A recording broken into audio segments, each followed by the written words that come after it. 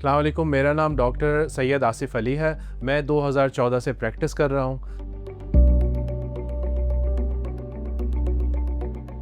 बहुत सारे लोग मोटापे में मुब्तला होते हैं और मोटापा इस हद तक होता है कि उनका चलना फिरना मुश्किल होता है। इसके साथ ब्लड प्रेशर, शुगर और इनफर्टिलिटी और बेतहाशा अमराज जो हैं वो ओबेसिटी से रिलेटेड होते हैं, मोटापे से रिलेटेड होते हैं।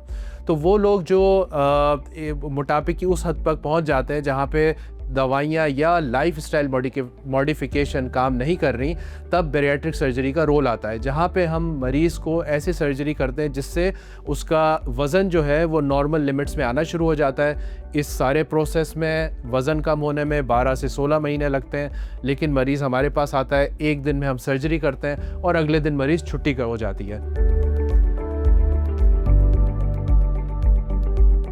तो बैरिएट्रिक सर्जरी उन लोगों के लिए है जिनका BMI 35 से ज़्यादा है, जिनको 35 BMI, साथ शुगर, ब्लड प्रेशर या इस तरह की कोई बीमारी लाहक है। मेरी सेहत ऐप या asifsurgicalhub.com पर मुझसे अपॉइंटमेंट ले लें और आके मुझसे कंसल्ट करें।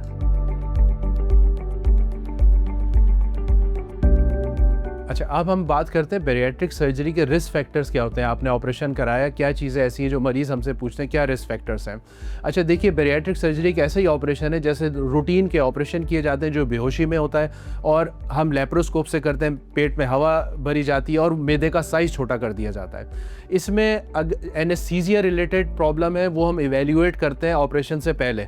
बेहोशी वाला डॉक्टर देखता है, हार्ट वाला डॉक्टर देखता है और जो फिजिशियन है वो देखते हैं। जब वो सब ओके करते हैं तब हम प्रोसीड करते हैं। रिस्क फैक्टर में अगर आप बात करेंगे तो लीकेज, जो कि 100 में से 0.5% के जब आपने स्टेपलर लाइन लगाई वो खुदा न खासा लीक हो गई, लेकिन वो सिर्फ 0.5% है। देखिए, ऑपरेशन के बाद मरीज़ अगले दिन घर चला जाता है, उसकी जो डाइट है वो 2 से 3 हफ्ते या 4 हफ्ते में ग्रेजुअल इंक्रीज़ करता है, जिसमें पहले वो लिक्विड्स लेता है, फिर सेमी सॉलिड लेता है, फिर ऐसा ऐसा रेगुलर डाइट्स पे आ जाता है। ये बात ध्यान में रखें कि पोर्शन साइज़ बहुत कम हो जाता है। इसका इस तरीके से समझ लें कि अगर वो एक रोटी खा रहा है तो वो 1/4 पे आ जाता है। जब पोर्शन साइज़ कम होता है तो वेट लॉस ग्रेजुअल स्टार्ट होना शुरू हो जाता है। इस वेट लॉस के साथ पेशेंट को हम ये एजुकेट करते हैं कि क्या चीज़ें आपने खानी है, क्या नहीं खानी। जिस चीज़ में कैलोरीज ज़्यादा है वो हम अवॉइड करते हैं, जैसे कि मीठा हो गया, कोल्ड ड्रिंक्स हो गई, ये सब अवॉइड करते हैं। साथ मरीज़ की अपनी एपिटाइट बहुत कम हो जाती है, उसकी चाहत खाने की, उसको भूख लगना वो बहुत डिक्रीज़ हो जाती है, क्योंकि स्टमक का काफ़ी पार्ट निकल चुका होता है। 3 महीने बाद कुछ ब्लड टेस्ट करवाते हैं चेक करने के लिए, और वो नॉर्मल होते हैं तो हम फिर उसके बाद 6 महीने बाद या साल बाद रिपीट करवाते हैं।